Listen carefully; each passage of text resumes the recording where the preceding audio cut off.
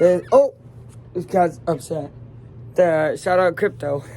Alright, guys, Superman review from Luke. Look, she's chilling. Luke's chilling here with me. Oh. Superman review, very unhinged, it seems like, right away. Okay, close door. So, welcome back to the Affleck Time movie review channel. We're going to start with non-spoilers of this movie because I know it says spoilers in the title, but if you came here for non-spoilers, let me just say, phenomenal movie, go watch it. I'd say uplifting, hopeful, good vibes, and I don't want to get further than that because you got to go watch it yourself. Now, spoilers, spoilers, spoilers. You got 5 seconds to kick off this video. 5, 4, 3, 2, 1. This movie is so phenomenal that I feel like I could go back and watch it over and over and find something new. I've been now engrossed in the media afterwards, listening to the music. I'm a punk rocker after all, right? Seeing edits and everything, and I'm seeing something new every time I see these little clips, and I'm like, wow, this is one of those movies, right? So, beginning of the movie, right, the robot is like, hey, you could make me more human or anything, da-da-da. And Superman's like, yeah, whatever. Middle of the movie, he's like, oh, well, 4 is the name. The robot's like, no, it's not. You could call me Gary, right? And I just realized that at the end, he goes, yeah, Gary, I'd like that, to seeing his parents, which then, big reveal, huge spoiler again, but I already said spoilers. If you didn't click off the video, what are you doing? Click off again, right? So, says, yeah, Gary, I'd like that. And then it plays his parents that adopted him on planet Earth. So this is just a really nice movie. It reminds me of C. Gunn, what he does here. I love him. Big fan of him, right? He did the Guardians of the Galaxy movies. Reminds me a lot of Guardians of the Galaxy 2, where we find out about Yondu and realize that he's not a terrible guy. And that actually he took Peter Quill, right? Took Star-Lord under his wing and helped him out, right? And even though Star-Lord gets engrossed with this idea of his dad and this guy that he never really met, same thing with Superman, loves his parents that he never even really got to meet, right? He got kind of abandoned, put on Earth. It's the people in Kansas, Smallville, that really brought him up and raised him. And that even is just a small little point of the plot. I think Lex Luthor is incredible as a villain. The guy they got to play him, I think, does well. I've seen some discourse on his accent. Don't think it's bad. Maybe I'm looking at it with rose-tinted goggles, but this is my favorite DC Universe movie I've ever seen. I liked Wonder Woman a lot. Back when it came out, 2016, the first one. This is better than that, probably by far. Crypto the dog, that's kind of why I did this little spooky bit. Crypto the dog, love it. Unruly dog, can't freaking take it anywhere. And he's fostering it. You don't really realize for who. It's for Supergirl, right? In the end, she's like, hey, thanks for taking care of my dog, B-word. It's kind of funny. Gunn does do his little comedy thing that some people are like, oh, you can't do that for a DC movie. It's not dark, okay? Let him make some jokes. It's Superman. It's not Batman.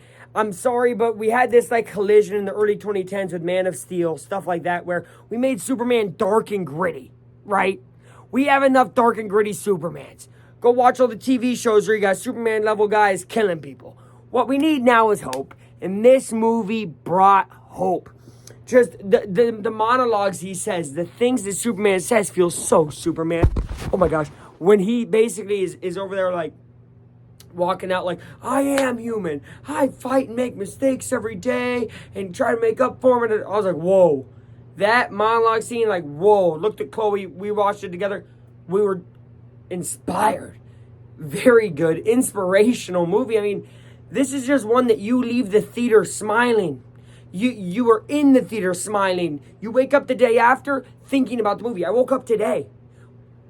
Tooth pain. I have a bad tooth, sadly.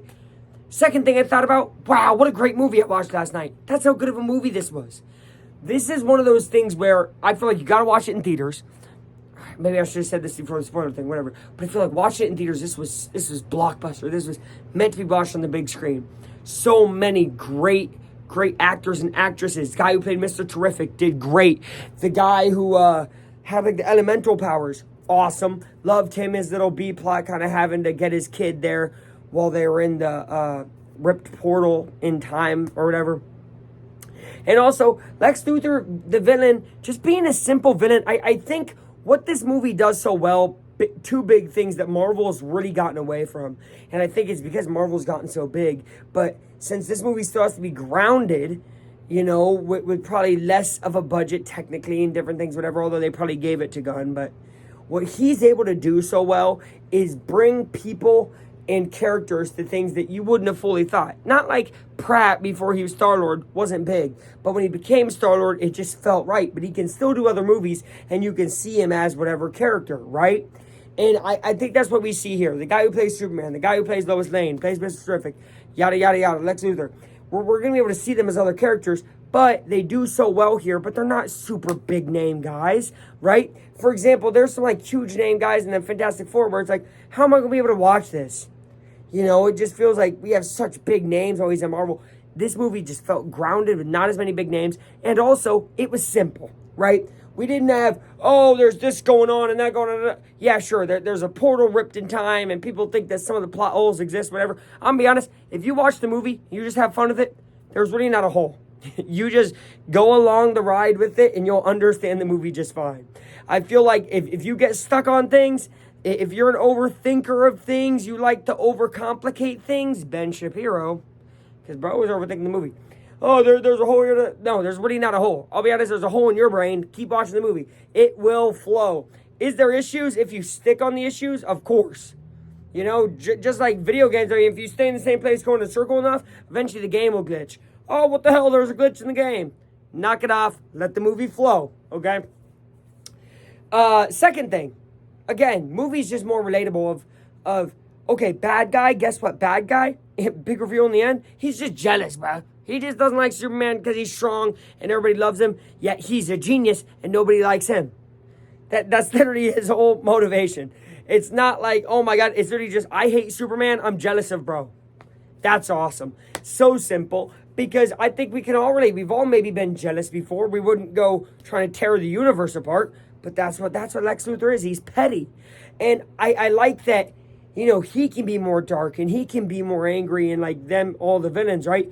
But of course, Superman is the light, the hope of the world in DC. And they did that perfectly. To make a universe, you have to differentiate what every character is, right? I think that's what Marvel was able to do so well when they brought in Gunn. Made Guardians of the Galaxy who they were. Kind of gritty, kind of darkish, but funny, lighthearted, whatever. And then, you know, you have Iron Man and Captain America, the hopefuls. And then you have Hulk, big and angry. Like, everybody's different. Making Superman like this and having that Batman movie, I think a few years ago, that was just dark, it's perfect. They're different characters. You have to differentiate. And Superman was hopeful. To me, this is a like 9 to 9.5 type of movie. This is one of those movies that probably instantly is maybe a top 10 movie for me. Again, only watched it one time, so maybe I'm overreacting. I really don't think I am. I've not left the movie this happy, theater this happy since Guardians of the Galaxy 3, another James Gunn film. I love this guy. I think he makes phenomenal movies. And one more thing. I saw some discourse of people being like, it's all over the place. So much is going on. ADHD movie, whatever. I disagree. As a guy who actually wouldn't be able to keep up with a bunch of BS going on or a bunch of nonsense that doesn't move, this movie's good. I like how there's multiple things going on that all lead together, right? This isn't like multiple random craps going on and then it happens in the end, like the Minecraft movie, which is paced terribly compared, right? And just was crap. And then all of a sudden, oh, look, we're doing this stuff. No, it's not like that at all. This movie is paced, in my opinion, correctly. Everything happens like at different times and places, but then they all meet up. It makes sense. The only time where they're really separated is when they have to go save Superman from the Pocket Universe. And that's a meaningful scene because we get hand guy who can make kryptonite and make the sun and everything. That guy, pretty cool guy, you know, and he likes the name Justice Gang, which is pretty funny. Shout out Green Lantern. Phenomenal movie. Movie of the summer. 9.5 out of 10. Final ranking. This is Luke's favorite movie that I've ever reviewed on the channel. It felt Superman. It felt super. And I'm a punk rocker after all. banger freaking end credit song. Oh, one more thing. And that's why the end was so cool. Because show him his parents, he likes it. And then it's his at-home parents. And it plays, I'm a punk rocker after all. And he said, isn't being kind and all that the real punk rock? And Lois looks at him like, what? So, be kind. Good movie. Brought me hope. Brought me inspiration. I'm a punk rocker after all.